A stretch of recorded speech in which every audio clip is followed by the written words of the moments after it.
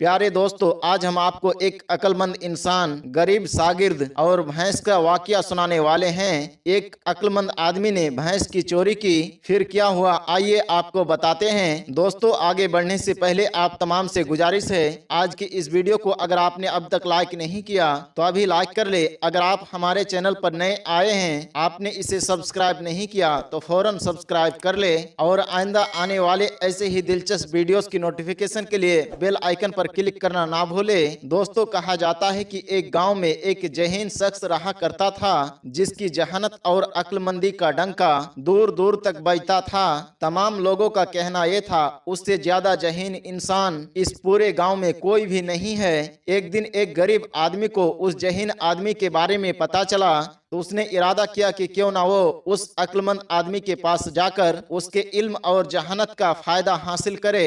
उस अक्लमंदी की शागिर्दी करने के लिए वो आदमी उस शख्स के तरफ निकल पड़ा। कुछ घंटों की सफर के बाद आखिरकार वो गरीब आदमी उस दानेश्वर शख्स के पास पहुंच गया। दानेश्वर शख्स से मुलाकात पर उस आदमी ने उसे अपने बारे में बताया और उसे बताया कि वो उसकी शागिर्दी में जिंदगी के कुछ अहम असबात सीखने की नीयत से आया है, जिससे उसकी जिंदगी में कुछ बेहतरी आ सके। मगर उस अक्लमंद इंसान ने उस आदमी को अपनी शागिर्दी में लेने से साफ इनकार कर दिया और कहा कि वो किसी भी इंसान को अपना शागिर्द बनाना पसंद नहीं करता। लेकिन गरीब आदमी ने उस अक्लमंद आदमी से इसके बारे में सवाल पूछा कि वो क्यों उसे उसकी शागिर्दी में नहीं लेना चाहता। तो उस अक्लमंद इंसान ने उससे कहा कि उसके शागिर्दी में रहना उतना आसान नहीं है, कोई भी शख्स उसके बताए हुए तरीके पर अमल नहीं कर सकता। उस अक्लमंद शख्स ने भी कहा, उसकी जहानत और उसके तौर तरीकों को समझना किसी आम इंसान की बस की बात नहीं है। गरीब आदमी ने उस अक्लमंद आदमी से कहा कि वो इस बात का पुख्ता इरादा कर चुका है कि वो किसी भी कीमत पर वो उसकी शागिर्दी हासिल करेगा। दानेश्वर के लाख मना करने के बाद भी वो आदमी अपने इरादे पर कायम रहा। चुनांचे उस आदमी के बहुत इसरार करने पर वो अक्लमंद उस गरीब को एक शर्त पर अपनी शागिर्दी में शामिल करने के लिए तैयार हो गया। उस अक्लमंद शख्स ने उस गरीब आदमी को शर्त बताते हुए कहा कि वो मेरे किए हुए किसी भी काम पर किसी भी किस्म का सवाल नहीं करेगा। गरीब आदमी को ये मुआहदा बेहतर महसूस हुआ और वो उस दानेश्वर शख्स के शागिर्दी में आ गया। उसके बाद वो दानेश्वर शख्स ने उस गरीब आदमी से एक सफर पर चलने के लिए कहा।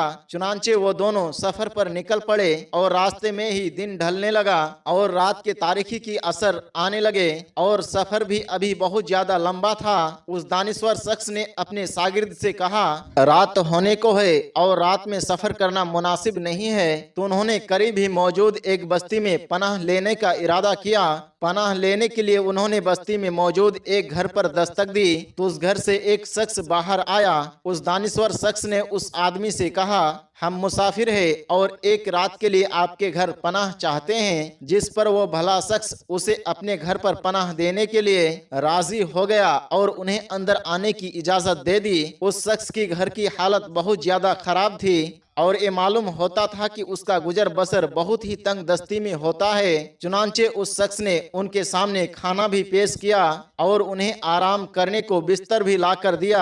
खाना खाने के बाद उस दानेश्वर शख्स ने उस आदमी से पूछा, उसका काम काज क्या है, वो गुजर बसर कैसे करता है। जिस पर उस आदमी ने बताया, घर के आसपास मौजूद मीलों तक जमीन उसके बाप दादा की है और उसके पास एक दूध देने वाली भैंस भी मौजूद है। उस आदमी ने बताया, वो दूध के 3 हिस्से करते हैं। एक हिस्सा वो खुद और अपने बच्चों के लिए रखता है, दूसरा हिस्सा बेचकर उससे कुछ अनाज खरीद लेता है और तीसरे हिस्से की दूध और दही बना लेता है, जिससे उसे घी मैसर हो जाता है। और इस तरह उस घर के गुजर बसर एक भैंस की दूध से बाआसानी चल रहा है। उस आदमी की ये बात सुनकर दानेश्वर शख्स बहुत हैरान हुआ और उस दानेश्वर शख्स ने पूछने लगा, तुम्हारे पास तुम्हारे बाप दादा की इतनी ज्यादा जमीन है, तुम इस जमीन पर कोई फसल क्यों नहीं उगा लेते।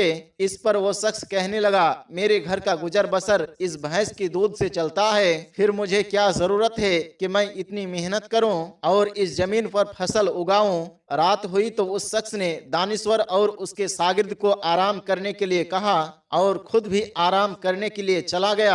आधी रात का वक्त था। दानिश्वर शख्स ने अपने शागिर्द से कहा, हमें अभी सफर पर निकलना है और इस आदमी की ये भैंस भी अपने साथ लेकर चलो। दानिश्वर की बात सुनकर उसके शागिर्द सोच में पड़ गया। उसने दानिश्वर शख्स से उस अमल की वजाहत पूछना चाही, मगर दानिश्वर शख्स ने उसे उन दोनों का बीच हुआ मुआहदा याद करवाकर खामोश करवा दिया और वो उससे कोई सवाल या वजाहत नहीं मांग सका। वो लोग खामोशी से उसके भैंस को साथ लेकर चले गए। अगली सुबह जब वो दोनों अपने मंजिल पर पहुंचे तो उस अक्लमंद इंसान ने उस भैंस को एक व्यापारी के हाथ में बेच दिया और उससे हासिल होने वाले रकम आधी खुद रख ली और आधा रकम अपने शागिर्द को दे दिए। शागिर्द जो अभी तक रात में हुए वाकया को लेकर अभी तक परेशान था, उसे ये बात नागवार गुजरी। जिस शख्स ने उसे रात में रुकने के लिए पनाह दी और खाना भी खाने के लिए दिया और उस अक्लमंद शख्स ने उसी के घर में चोरी की और उसकी वो भैंस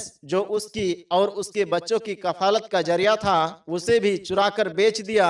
दानिश्वर के इस काम पर उसके शागिर्द को बहुत गम और गुस्सा था। उसने सोचा कि शायद उसने एक गलत शख्स का इंतखाब कर लिया है। उसने अब ये इरादा किया कि वो दानिश्वर शख्स से अलग हो जाएगा और वो शख्स उस दानिश्वर शख्स को अलविदा कहकर अपने घर आ गया।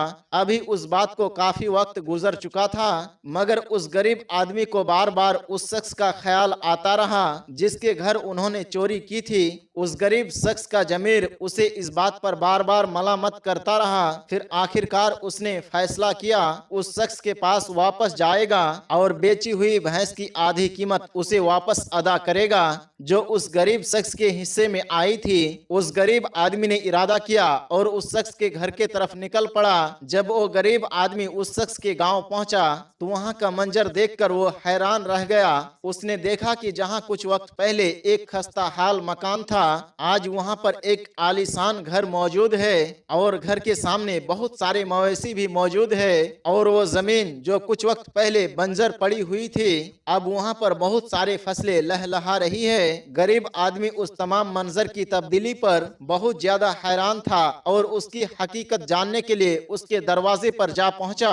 उसके दरवाजे पर दस्तक दी। उसकी हैरानगी में और ज्यादा इजाफा हो गया जब उसने उसी शख्स को अच्छा लिबास पहने हुए देखा जिस शख्स ने उन्हें रात अपने घर पनाह दी थी। गरीब आदमी ने उसे अपने बारे में बताया कि ये वही है जिसने उसके घर में पनाह ली थी। इस पर वो शख्स कहने लगा, ए दोस्त, उस रात आप और आपके साथी कहाँ चले गए थे? सुबह जब मैंने देखा तो आप अपने बिस्तर पर मौजूद नहीं थे और उसी रात मेरे साथ एक वाकया भी पेश आ गया।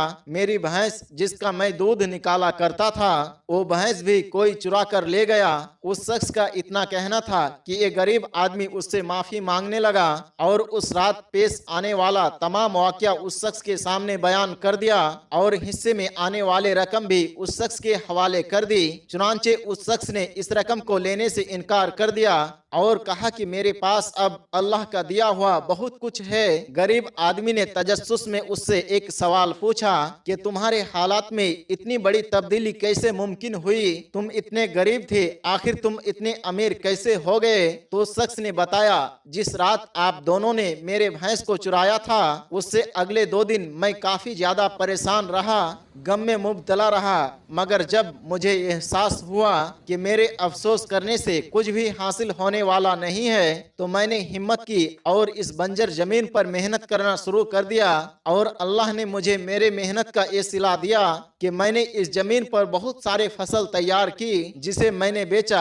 आज मेरे पास बहुत सारे दौलत मौजूद है और महज इस जमीन पर खेती बाड़ी करके अपना बेहतरीन गुजर बसर कर रहा हूँ। उस शख्स ने कहा, जिसे मैं अपना सहूलत समझ रहा था, दर हकीकत वो मेरी मजबूरी थी और जो मुझे बेहतरी की कोशिश से रोके हुए थे, आपने मुझे उस मजबूरी से आजाद करके आज इतना बड़ा काबिल बना दिया। शागिर्द को अब दानिश्वर शख्स की अपनी अमल की वजाहत मिल चुकी थी और उसे इस बात का अंदाजा हो चुका था कि उस दानिश्वर शख्स ने उस भैंस को किसी बुरे इरादे से नहीं चुराई थी, बल्कि इस इंसान को इसकी हकीकी काबिलियत को दिखाने के लिए ऐसा अमल किया था। दोस्तों, आज की ये कहानी का मतलब हरगिज ये नहीं है कि आप किसी की कोई चीज चुराएं और उस शख्स के पैसे अपने पास रख ले, बल्कि इस कहानी का असल मकसद ये है कि आप अपनी काबिलियत को पहचाने। दोस्तों, आज की इस कहानी से आपने क्या सबक हासिल किया, कमेंट बॉक्स में जाकर जरूर कमेंट करें और उस जहीन शख्स के बारे में आपका क्या राय है ये भी हमें जरूर बताएं। और आज के इस वीडियो को अगर आपने अब तक लाइक नहीं किया तो अभी लाइक कर ले। अगर आप हमारे चैनल पर नए आए हैं, आपने इसे सब्सक्राइब नहीं किया तो फौरन सब्सक्राइब कर ले और आइंदा आने वाले ऐसे ही दिलचस्प वीडियोस की नोटिफिकेशन के लिए बेल आइकन पर क्लिक करना ना भूले। और हाँ, आज की इस वीडियो को अपने दोस्त अहबाब के साथ जरूर शेयर करें ताकि इस वीडियो के जरिए हम जो पैगाम आप तक पहुंचाना चाहते हैं, आपके दोस्त भी बआसानी उस पैगाम को हासिल कर सके। आज की वीडियो में बस इतना ही। इंशाअल्लाह बहुत जल्द एक और नई वीडियो के साथ आपकी खिदमत में हाजिर होंगे। तब तक के लिए हमें इजाजत दे। अस्सलाम वालेकुम व रहमतुल्लाह।